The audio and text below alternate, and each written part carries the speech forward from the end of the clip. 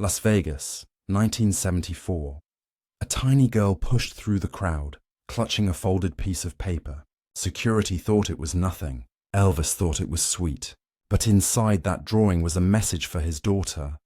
And what happened next silenced thousands of mothers in the arena, leaving tears that no spotlight could hide. Las Vegas Hilton, November 1974.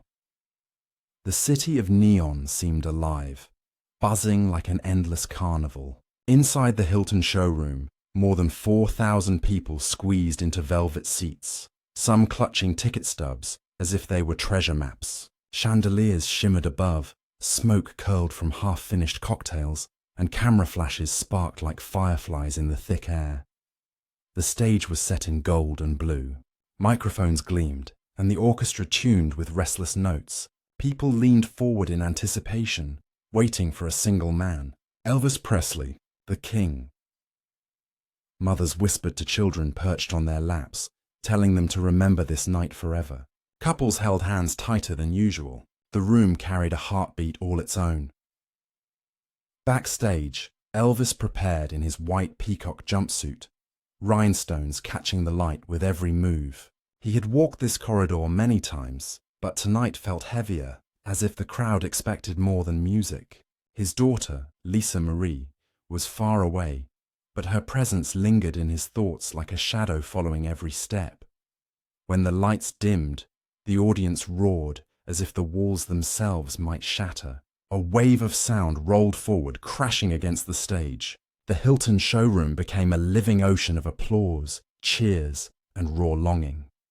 Somewhere among the crowd sat a little girl with dark braids. She was no more than 8 years old. In her small hands she held something ordinary, yet to her, priceless.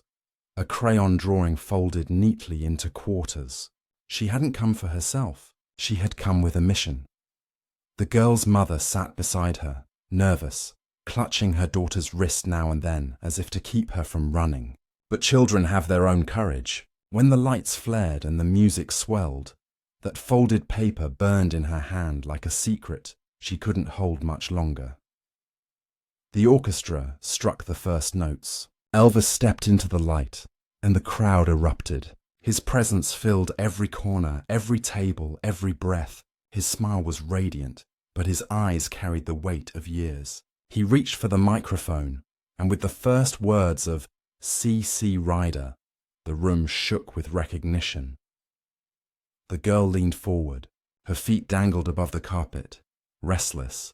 Her eyes never left him. She wasn't just looking at Elvis Presley, the star. She was looking at Lisa's father, and in her mind, her mission was clear. That paper had to reach him, no matter what. Would anyone notice such a small act in such a grand room? Could a child's hand cut through the smoke, the music, the cheers of thousands? As the final notes of the opening number faded, a hush swept across the room.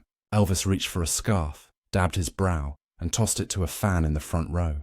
The gesture drew laughter, gasps, and even tears. The girl clutched her folded drawing tighter. The show was only beginning, but something else was about to unfold. Something no one had written into the set list. Something that would turn a glimmer of innocence into a story mothers would repeat for decades. What could possibly happen next in a place built for spectacle? When one child carried a message too pure to ignore, the Hilton showroom pulsed with sound as Elvis swayed into "Love Me Tender." Couples leaned into each other, whispering along, while mothers wiped at their eyes. For many, it was the song that had defined their weddings, their promises, their youth. The melody floated above the smoke and the velvet drapes, timeless and fragile. But near the edge of the stage, something stirred. A ripple, barely visible at first. Ushers frowned, shifting in their dark jackets. One of them, a tall man named Frank, leaned forward. He spotted movement. A child weaving through knees and handbags, her braids bouncing.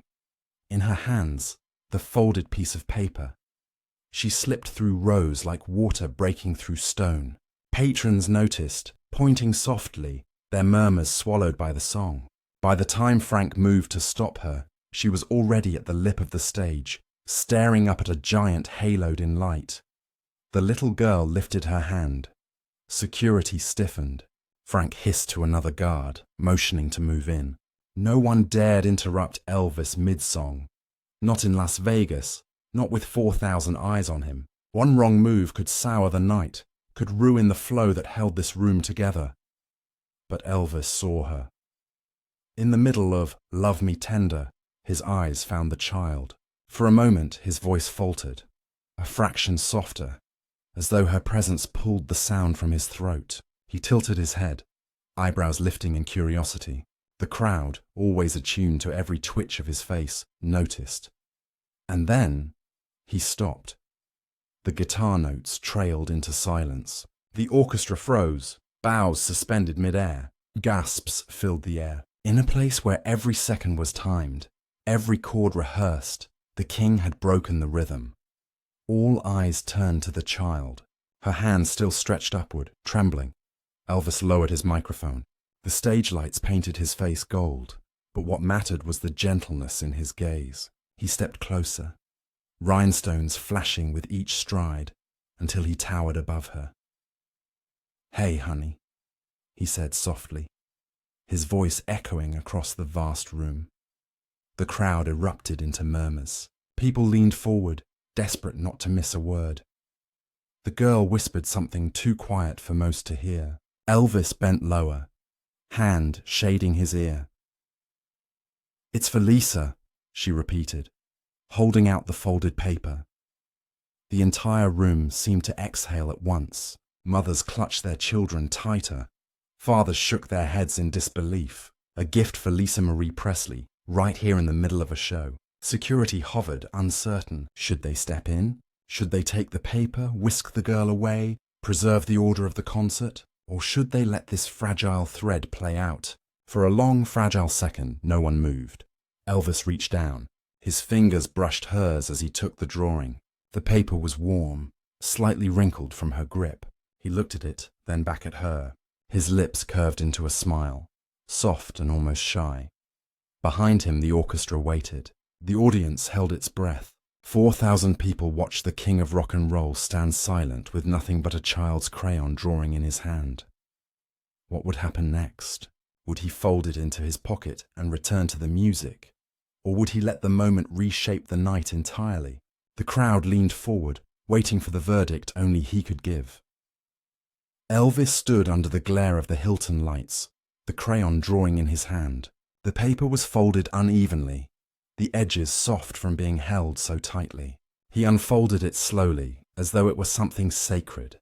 On the page, a crooked little house drawn in green and red. Beside it, 2 stick figures holding hands, one tall, one small. Above them, in bright purple, a name was written in uneven letters. Lisa. The crowd stirred. Murmurs rippled across tables, blending with the lingering hush of the orchestra. This wasn't a scarf tossed into the crowd, or a kiss blown from the stage. This was personal. Elvis's thumb lingered on the crayon lines, his voice caught in his throat. For a second, the king of rock and roll wasn't standing in front of thousands. He was standing in his daughter's room back at Graceland, where drawings like this might be taped to the wall. Frank, the guard at stage right, shifted nervously. He had seen fan gestures before, flowers, letters, stuffed animals, but never this. He glanced toward the conductor, who stared back in silence. Nobody moved. Nobody wanted to break the spell. The girl stood frozen at the foot of the stage, her eyes wide. Her mother had risen halfway out of her seat, panic on her face. Was this too much? Had they gone too far?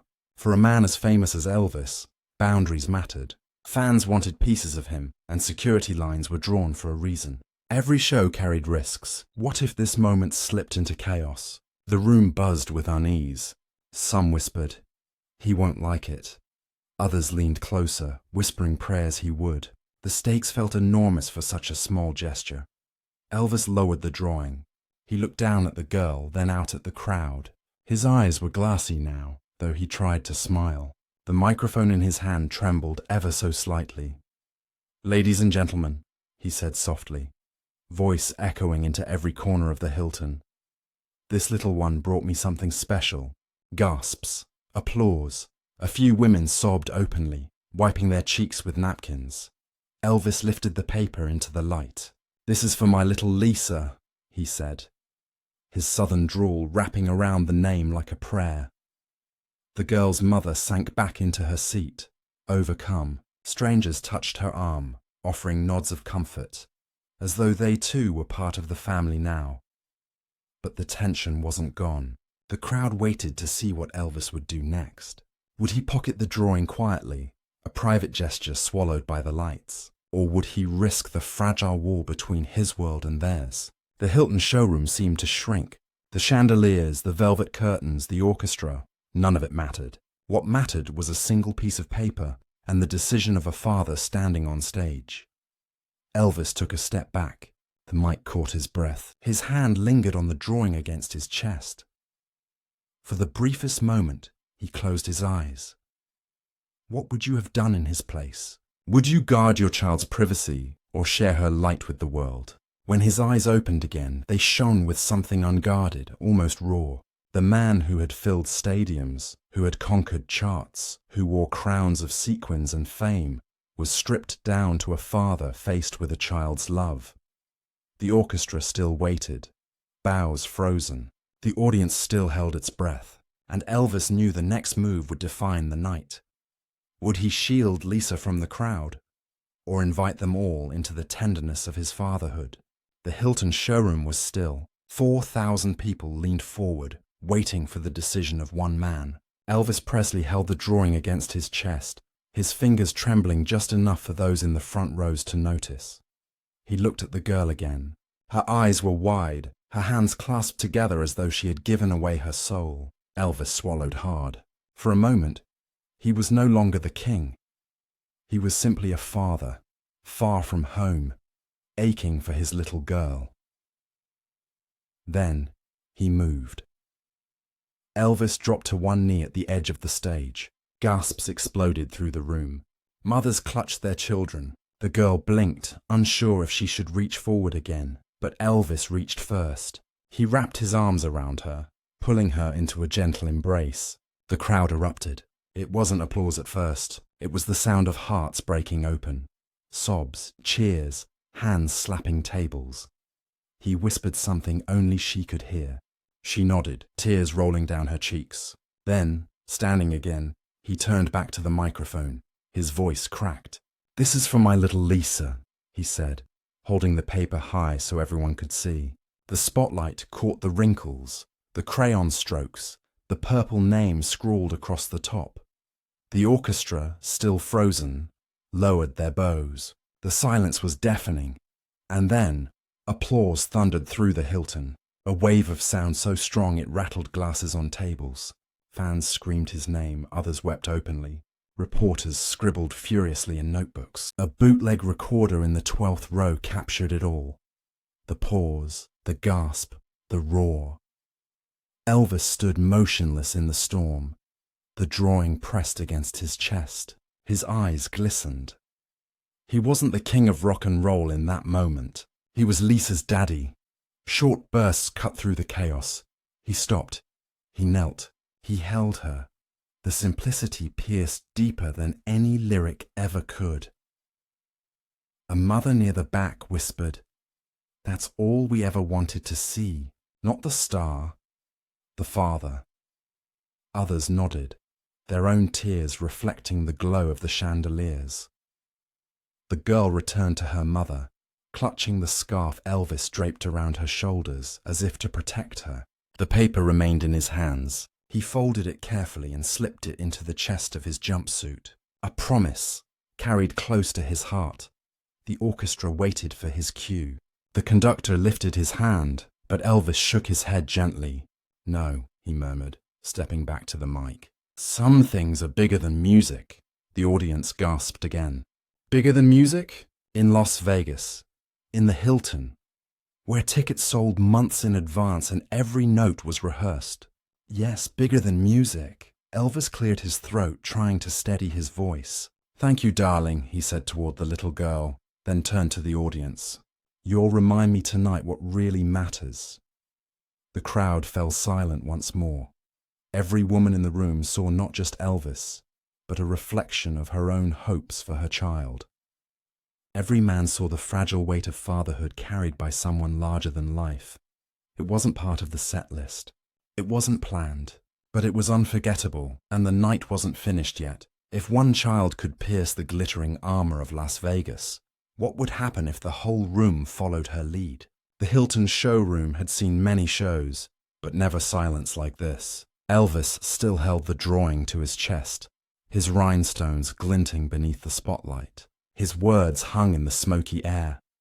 Some things are bigger than music. Then it happened. A woman in the third row reached into her purse. She pulled out a folded letter, trembling in her hands. Without thinking, she passed it forward. The usher hesitated, then carried it toward the stage. Elvis took it, glanced at it, and smiled. Another followed, a Polaroid photo of a little boy. Then another, a postcard scribbled in a child's handwriting.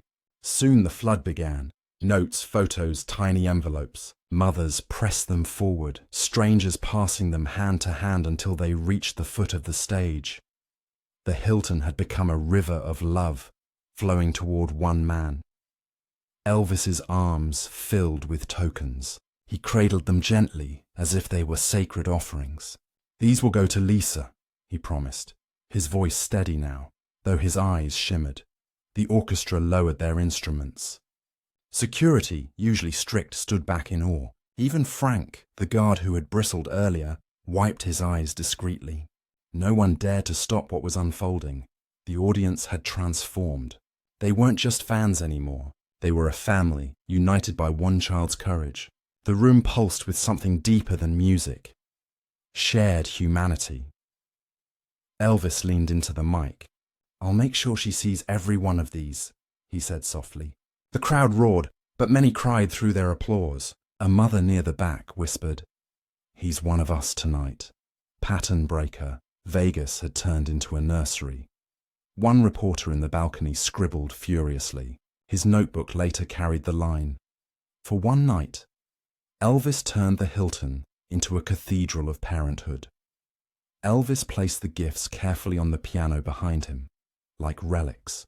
Then he sat at the keys, his back straight, the drawing still tucked close to his chest. He began to play a few quiet notes, almost absent-mindedly, letting the sound ripple through the room. The song was not on the set list. It was "You'll Never Walk Alone." His voice trembled, but grew strong as he sang, every mother in the room gripping their children tighter, every father bowing his head. The Hilton became a chorus. Fans joined in softly, their voices rising and falling with his. Strangers held hands. A waitress stopped in the aisle, tray shaking in her grip, tears streaking her cheeks. The moment had become larger than entertainment. It was communal. It was healing. Bootleg tapes caught the swell of voices, the sobs, the applause that followed. When the song ended, there was no rush to the next number, no scripted applause, just a thunderous standing ovation that seemed to last forever. Elvis bowed low, pressing his hand over the folded drawing once more. What would you have done standing in that room? Would you have passed something forward or simply held the memory in silence? That night, thousands carried home more than ticket stubs. They carried a story, a feeling that no photograph could capture.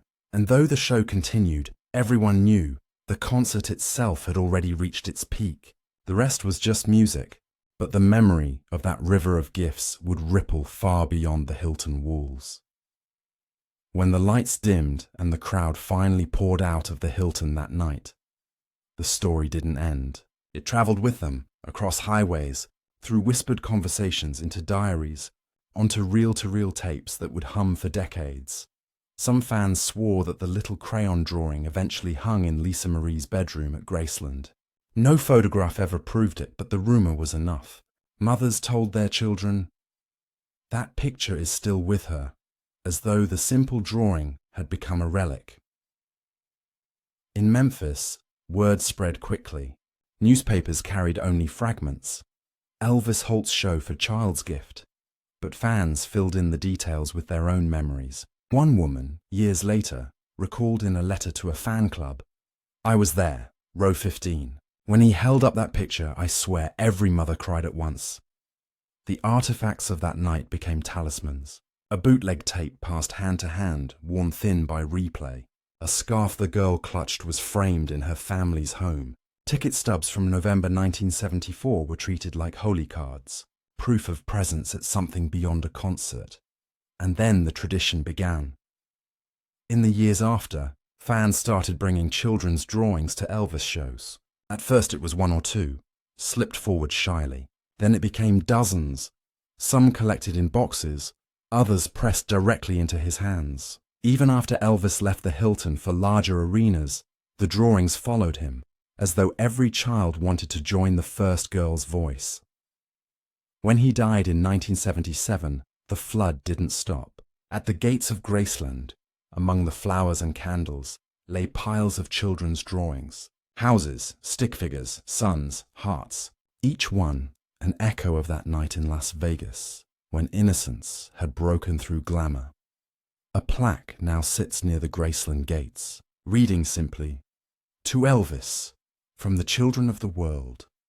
Many visitors walk past without knowing the story, but those who do stop longer, imagining the little girl with braids, the folded paper in her hand, the way thousands wept together.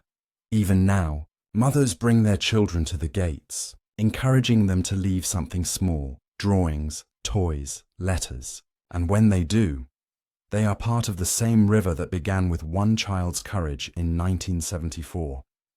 What would Elvis have thought if he knew?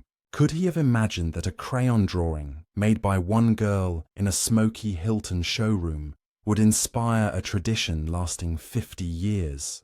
The ripples of that night never stopped. They still lap quietly against the stones of Graceland, carried by fans who believe love can live longer than any song. When people remember that night in November 1974, they don't talk about the set list. They don't recall how many rhinestones shone on his jumpsuit, or even which encore he chose. They talk about a folded piece of paper, a crayon drawing, and a father who stopped everything to honor it. In that moment, Elvis showed the world that beneath the glitter and the fame, his truest role was not as a king, but as a dad. The king of rock and roll became a man with a daughter he adored. And for thousands of mothers in the Hilton, that was the song they carried home. The legend of Elvis Presley is filled with gold records, sold-out arenas, and unforgettable performances. But sometimes, the moments that last longest are the ones no one planned. The ones where compassion breaks through the spotlight and reveals the simple truth. Love is bigger than music. And maybe, just maybe, that was his greatest encore of all. If this story moved you, share it with someone who still believes in the power of small acts of love. Were you or your family ever at an Elvis show? Tell us in the comments. We'd love to hear your memory. And if you want more untold stories like this, don't miss the next video.